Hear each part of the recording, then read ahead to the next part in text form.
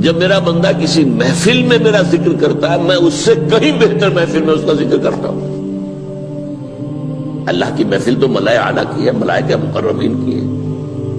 بہرحال اللہ کو تم اپنے دل میں مستحضر رکھو، اللہ تعالیٰ تمہیں بھی یاد رکھے گا۔ دوبارہ فرمایا احفظ اللہ تجدہ امامک تجاہک، اللہ کو یاد رکھو تو اپنے سامنے موجود پاؤ گے، جب چاہو دعا کرو تو احفظ اللہ تجدہ امامک یا تجاہک، اپنے سامنے موجود پاؤ گے۔ اذا سألت فاسأل اللہ، اب آ گیا وہ مرکزی مضمون۔ دیکھو جب مانگو اللہ سے مانگو، غیر اللہ کے سامنے ہاتھ دراز کرو ہی مت۔ ایک حدیث میں آتا یعنی حرام نہیں ہے، دنیاوی قواعد اصول قوانین کے تحت کسی سے مدد چاہنا، کوئی سوال کرنا حرام نہیں ہے، آپ سوال کریں، مدد لیں، اسی پر دنیا قائم ہے، ایک دوسرے کے ساتھ تعاون کے ساتھ۔ لیکن اونچا مقام کیا ہے؟ کسی سے سوال مت کرو سوائے اللہ، یہاں تک کہ جوتے باندھنے کا تسمہ تمہیں درکار ہے تو بھی کسی سے مت مانگو، اللہ سے مانگو۔ کیا پتہ اللہ کس کے دل میں ڈال دے اور وہ آ کے تمہیں تسمہ پیش کر دے۔ ہوتا ہے ایسا، بس اوقات ہوتا ہے۔ جو اللہ کے ساتھ لو لگا کر رکھنے والے ہیں ان کے تو ایسے واقعات ہوتے ہیں کہ دل میں ایک بات آئی اور اس کے بعد وہی بات جو ہے وہ کوئی شخص آ گیا اور اس نے وہ بات پوری کر دی، کیونکہ لوگوں کے دل جو ہے وہ تو اللہ کے دو انگلیوں کے مابین جو چاہتا پھر دیتا ہے۔ کیا پتہ اللہ کسی فرشتے کو انسانی شکل میں بھیج دے، آتا ہے فرشتہ آتا ہے انسانی شکل میں آتا ہے، آپ کی تکلیف کو رفع کر دے، آپ کی ضرورت کو پورا کر دے، اسی سے مانگو، کسی اور سے مانگو۔ یہ ہے توحید کا لب لباب۔ یوں سمجھیے اسلام کی جڑ کیا ہے؟ ایمان۔ اسلام کا جو خارجی نظام عمل ہے، انفرادی اعمال ہو اجتماعی ہو، ان سب کی روح رواں کیا ہے؟ ایمان۔ ٹھیک، ایک بات ہو گئی۔ ایمان کا خلاصہ لب لباب کیا ہے؟ ایمان باللہ۔ جیسے ایمان بالآخرہ بھی ہے، ایمان بالملائکہ ہے، ایمان بالانبیاء ہے، ایمان بالرسل ہے، ایمان بالکتب ہے، ایمان بالقلب ہے، لیکن اصل ایمان، اسی لیے ایمان مجمل میں آپ کو معلوم ہے کسی اور چیز کا ذکر نہیں۔ آمنت باللہ کما ہوا باسمائہ وصفاتہ وقبلت جمیع احکامہ اقرار باللسان وتصدیق بالقلب، یہ ایمان مجمل ہے۔ اجمالی طور پر ایمان اس کا نام ہے، ہاں مفصل تفصیلی طور پر آمنت باللہ وملائکتہ وکتبہ ورسلہ والیوم الآخر والقدر خیرہ وشرہ من اللہ تعالی۔ تو اسلام کی جڑ ایمان، اور اسلام کا سارا جو نظام عمل ہے، چاہے انفرادی اعمال ہو چاہے اجتماعی، ان سب کی روح رواں ایمان، اور ایمان کا خلاصہ ایمان باللہ۔ اور ایمان باللہ کا اصل حاصل وہ ہے جو اس حدیث میں آ رہا ہے۔ اس کے دو ہیں تقاضے، عبادت صرف اسی کی، استعانت صرف اسی سے۔ اس لیے میں نے سورہ فاتحہ کا تذکرہ شروع میں کیا، یہ عبادت کا جوہر ہے، عبادت کا جو ہے یہ ایمان کا حاصل، عبادت صرف اس کی ہے اور استعانت صرف اس سے۔ استعانت ہی میں سوال بھی آ گیا، یہ بھی مدد ہے، آپ کسی سے کچھ مدد مالی چاہ رہے ہیں یا کوئی اور مدد چاہتے ہیں، کسی کام میں مدد چاہتے ہیں، جیسے میں نے کہا تھا کہ سفارش کرانا چاہتے ہیں، بھی مدد ہے۔ وَإِذَا اسْتَعَنْتَ فَاسْتَعِنْ بِاللَّهِ، اور جب مدد مانگو صرف اللہ سے مانگو۔ اور وہ سارے الفاظ یاد کر لیجیے، استدعاء، استعانت، استغاثہ، یہ جو غوث اعظم سے استغاثہ کیا جاتا ہے یہ تو شرک ہے۔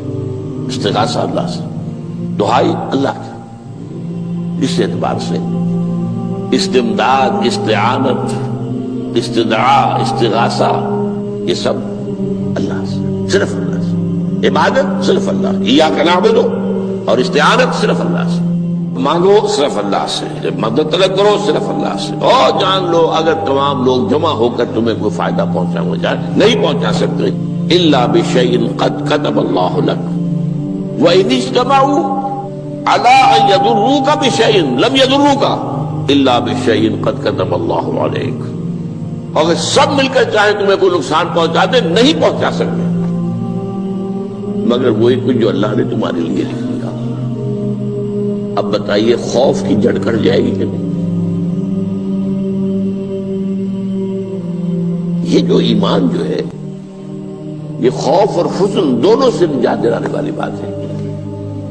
جو حقیقی مومن ہے وہ اللہ کا ولی ہے. حقیقی مومن وہ اللہ کا ولی ہے. اور الا ان اولیاء اللہ لا خوف علیہم ولا هم يحزنون. یہ اولیاء اللہ کو علیحدہ مخلوق نہیں ہے, کوئی ان کے سر پہ سینگ نہیں ہوتے, انسان ہی ہوتے ہیں. لیکن حقیقی معنی میں مومن ان اعتبارات سے جو آج ہم پڑھ رہے ہیں ایمان اس درجے کا پہنچ گیا تو اللہ کا ولی ہے. ان لوگوں کے خوف کس بات کا ہوگا؟ کس سے خوف کروں؟ اس کے ہاتھ میں کچھ ہے ہی نہیں. اور اگر کچھ اللہ نے میرے لیے لکھ دیا وہ آ کر رہے گا, چاہے میں لاکھ گڑ گڑاؤں تو اس کے سامنے کہ مجھے چھوڑ دے. اگر اللہ نے لکھا وہ آیا وہ تو آئے, تو کاہے کو اس کے سامنے گڑ گڑانا, کاہے کو جمبسائی کرنا اس کے سامنے. اور کسی کے ہاتھ میں کچھ ہے ہی نہیں, میرا خیر ہے ہی نہیں, کاہے کو خوشامد کروں اس کی. اور سنیے, رفعت الاقلام, دیکھو نوجوان, قلمیں اٹھا لی گئی ہیں, وجفت الصحف, اور جو رجسٹر ہیں صحیفے ان کی سیاہی خشک ہو چکی ہے.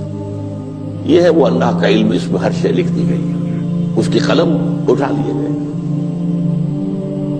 جیسے آپ کو معلوم ہے امتحان ہوتا تھا, 3 گھنٹے ختم ہو گئے, اسٹاپ رائٹنگ, بس اب قلم رک جانا چاہیے.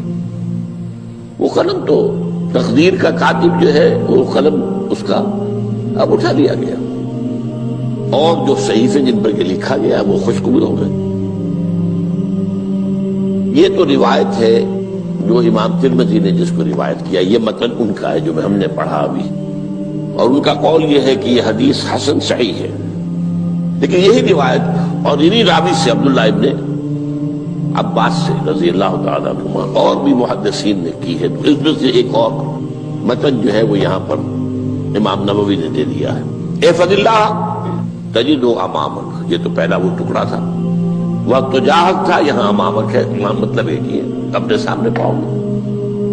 اللہ کی حفاظت کرو, اللہ کو دل میں, اللہ کی یاد کو محفوظ رکھو, گویا کہ اللہ کو مستحضر رکھو. ذکر اللہ کے معنی کیا ہے؟ استحضار اللہ فی القلب, یہ ذکر اللہ ہے. جنہیں ہم ذکر سمجھ بیٹھے ہیں وہ ذکر کے ذریعے اقیم الصلاۃ لذکری, نماز قائم کرو میری یاد کے لیے. نماز ذریعہ ہے یاد کا. یہ علیحدہ بات ہے کہ آپ نے 17 رکعتیں بھی پڑھ لی ہو عشاء کی اور یاد آپ کو آئی ہی نہیں کوئی. آپ تو ایک میکینیکل انداز میں جو ہے وہ اٹھک بیٹھک کر رہے ہیں اور آپ کی زبان سے کچھ بھی نکل رہا ہے, تو اس کا آپ کے شعور سے, دل کی گہرائی سے کوئی رابطہ ہے ہی نہیں. وہ ذکر تو نہیں ہوا. ہاں نماز فرض تھی, وہ ادا ہو گئی, آپ کی ایک فرض ادا ہو گئی. تو جنہیں ہم نے ذکر سمجھا وہ ذرائع ذکر ہے. اللہ اللہ, سبحان اللہ سبحان اللہ زبان سے, یہ تاکہ اس کے نتیجے میں وہ ذکر حاصل ہو جائے. استحضار اللہ فی القلب, ذکر کے معنی ہے استحضار اللہ فی القلب. تعرف الی اللہ فی الرخاء, اور دیکھو کشادگی کے وقت میں تم اللہ کو یاد رکھو, اللہ کی طرف رجوع کیے رہو, بھول نہ جاؤ. وہ نہ ہو جو کبھی کہا تھا, بہادر شاہ ظفر کے اشعار میں سے بہت زور کا شعر ہے, ظفر آدمی اس کو نہ جانیے چاہے کتنا ہی ہو فارم زکا, جسے عیش میں یاد خدا نہ رہی, جسے تیش میں خوف خدا نہ رہا. وہ ہے کشادگی کی حالت میں, جبکہ تمہارے لیے کشادگی ہے, اللہ کی طرف رجوع کیے رکھو. یعرف کا فی الشدہ, تو اللہ اپنی توجہ تم پر رکھے گا شدت کے وقت میں, جب تمہیں کوئی تکلیف ہے اس تکلیف کو تم پر آسان کر دے گا. تکلیف تو آنی ہے, لکھی ہوئی ہے, وہ تو آئے گی, لیکن یہ کہ اللہ تعالیٰ اس کی شدت کو ایک ہی چیز ہے جس کو ایک انسان بہت شدت کے ساتھ محسوس کر رہا ہے، دوسرا آدمی اتنا نہیں محسوس کر رہا ہے، احساس کا معاملہ ہوگا نا۔ وہ تو اصل میں اگر انسان کی نروز کٹی ہوئی ہے تو احساس ہوگا ہی نہیں، سرے سے ہی نہیں ہوگا۔ تو اس اعتبار سے اللہ تعالیٰ تمہارے لیے وہ شدت کی کمی کر دے گا۔ وَاعْلَمْ أَنَّ مَا أَخْطَأَكَ لَمْ يَكُنْ لِيُصِيبَكَ، اور جان لو جو چیز تم سے چھوٹ گئی ہے، رہ گئی ہے، وہ ہرگز تمہیں ملنے والی نہیں تھی۔ اب آپ نے کسی ملازمت کے لیے درخواست دی ہے، درخواستیں مانگی گئی ہیں، اپنی سی محنت کر لی، نہیں ملی ملازمت، اب آپ بیٹھے ہوئے افسوس میں، رنج میں، غم میں، فلاں نے یہ کر دیا، فلاں نے یہ کر دیا، وہ فلاں جو ہے بڑی تکڑی سفارش لے آیا تھا، فلاں نے رشوت دے دی۔ چھوڑو میاں اس کو، وہ تمہارے لیے نہیں تھی۔ کاہے کو اپنے ذہن کے اندر یہ کھچڑی پکا رہے ہو بیٹھے ہوئے؟ خواہ آپ شاید سوء ظن میں بھی مبتلا ہو رہے ہو، کسی نے نہ رشوت دی اور آپ سمجھتے ہو کہ رشوت دی ہے اس نے۔ یہ ساری چیزیں جو ساری سیئات، ان کی جڑ کٹ جائے گی۔ وَاعْلَمْ أَنَّ مَا أَخْطَأَكَ لَمْ يَكُنْ لِيُصِيبَكَ وَمَا أَصَابَكَ، جو چیز تم پر آ گئی، لَمْ يَكُنْ لِيُخْطِئَكَ، ہو ہی نہیں سکتا تھا کہ وہ تم پر نہ۔ یہ کر لیتا تو ہو جاتا، شاید یہ کر لیتا، میں نے ٹیکا پہلے لگوا دیا ہوتا تو یہ بات نہ ہوتی۔ بھائی وہ جو ہونا تھا وہ ہونا تھا۔ اب یہ وہ چیز ہے جس سے انسان میں کیفیت پیدا ہوتی، تسلیم و رضا۔ ہم بھی تسلیم کی خو ڈالیں گے، بے نیازی تیری عادت ہی صحیح، اے اللہ جو تو نے چاہا مجھے قبول ہے۔ اسی لیے میں نے آپ کو آیتیں سنائی سورہ تغابن کی، ما اصاب من مصیبت الا باذن اللہ، کوئی مصیبت نہیں آتی مگر اللہ کے اذن سے۔ ومن یؤمن باللہ یہد قلبہ، جو اللہ پر ایمان رکھتا ہو اللہ اس کے دل کو ہدایت دے دیتا ہے۔ ہدایت کس بات کی؟ تسلیم و رضا۔ سر دوستاں سلامت کہ تو خنجر آزمائی، نہ شبد نصیب دشمن کے شبد ہلاکت دیگت، اے اللہ تیری طرف سے ہے، مجھے قبول ہے، اور بظاہر مجھے تکلیف ہو رہی ہے لیکن یقیناً اس میں میرا کوئی خیر ہے۔ بیدک الخیر، تیرے ہاتھ میں تو خیر ہی خیر ہے، جو بھی تیری طرف سے آئے۔ سر تسلیم خم ہے جو مزاج یاد میں آئے۔ اور یہ مضمون جو ہے زیادہ بڑے پیمانے پر سورہ حدید میں آیا ہے۔ ما اصاب من مصیبت فی الارض ولا فی انفسکم الا فی کتاب من قبل ان نبرأها، کوئی مصیبت نہیں آتی نہ تمہاری جانوں میں نہ زمین میں، زمین میں زلزلہ آ جانا، سیلاب آ جانا، کچھ اور زمین کا دھنس جانا، یا یہ ہے کہ تمہاری جانوں میں کوئی بخار ہو گیا، کوئی اور تکلیف ہو گئی، اچانک معلوم ہوا کہ انسان کو کینسر ہے اور کینسر بھی اب 3rd سٹیج کو پہنچ چکا ہے، لیکن جو بھی آیا ہے وہ اللہ کے علم کی کتاب میں پہلے سے لکھا ہوا ہے۔ فی کتاب من قبل ان نبرأها، یہ کتاب میں درج ہے اس سے پہلے کہ ہم اسے ظاہر کریں۔ اس کا نتیجہ کیا نکلنا چاہیے؟ لیکن لا تاسوا علی ما فاتکم ولا تفرحوا بما آتاکم، افسوس نہ کیا کرو جو تم سے جاتا رہے، چھوٹ جائے، کوئی عزیز فوت ہو گیا، کوئی موقع ہاتھ سے نکل گیا، ارے بھائی میں چوک گیا، بڑا موقع تھا، اب اس پر افسوس کر رہے ہیں۔ نہیں، جو چیز لیکن لا تاسوا علی ما فاتک ولا تفرحوا بما آتاک، جو اللہ تمہیں دے دے اس پر اتراؤ مت۔ وما اصابک لم یکن لیخطئک واعلم ان النصر مع الصبر، اور جان لو اللہ کی مدد صبر کے ساتھ آتی ہے، جو آئے اس کی طرف سے جھیلو، زبان پر کلمہ شکوہ اور شکایت نہ آئے، اللہ سے شکایت نہ آئے، تسلیم و رضا، جو تیری رضا ہے۔ تیری صحت ہمیں منظور ہے لیکن اس کو، مولانا محمد علی جوہر ایک مرتبہ جیل میں گئے، ایک بیٹی بیمار ہوئی، فوت ہو گئی، اس کے بعد دوسری مرتبہ پھر جیل میں گئے، دوسری بیٹی کو وہی بیماری ہوئی، جیل میں اطلاع ملی کہ بیٹی کو یہ بیماری ہو گئی ہے، تو خط لکھا اشعار کی شکل میں، کا آخری شعر یہ ہے، تیری صحت ہمیں منظور ہے لیکن اس کو نہیں منظور تو پھر ہم کو بھی منظور۔ ہم تو چاہتے ہیں میں بیٹی کے تجھے شفا ہو جائے، اسے منظور نہیں تو پھر ہمیں بتا۔ وَاعْلَمْ أَنَّ النَّصْرَ مَعَ الصَّبْرِ وَأَنَّ الْفَرَجَ مَعَ الْكَرْبِ، فرج فراخی کھل جانا کسی چیز کا یہ ہے کرب کے ساتھ، تکلیف کے ساتھ، تکلیف ہوتی ہے ساتھ۔ اللہ نے قانون بنایا ہے دنیا کا۔ اب آپ اندازہ کیجئے بچے کی ولادت میں ماں کو کتنی تکلیف اٹھانی پڑتی ہے۔ آج کل تو فیشن ہو گیا ہے، سیدھے سیدھے جاؤ آپریشن کراؤ تکلیف سے بچ جاؤ، لیکن یہ ہے کہ یہ بھی آپ کے علم میں ہوگا وہ ساری تکلیف جیسے ہی بچے کو لا کر ماں کے برابر لٹایا ہے ساری تکلیف ختم، پھر جو راحت اس سے میسر آتی ہے۔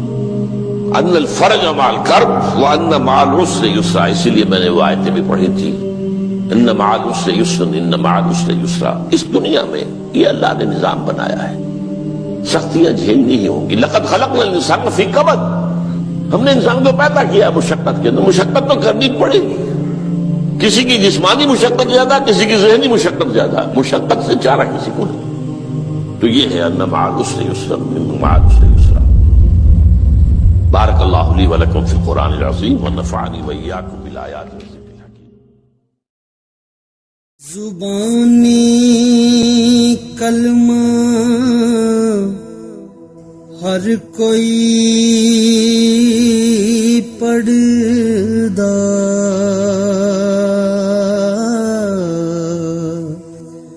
تے دل دا پڑھدا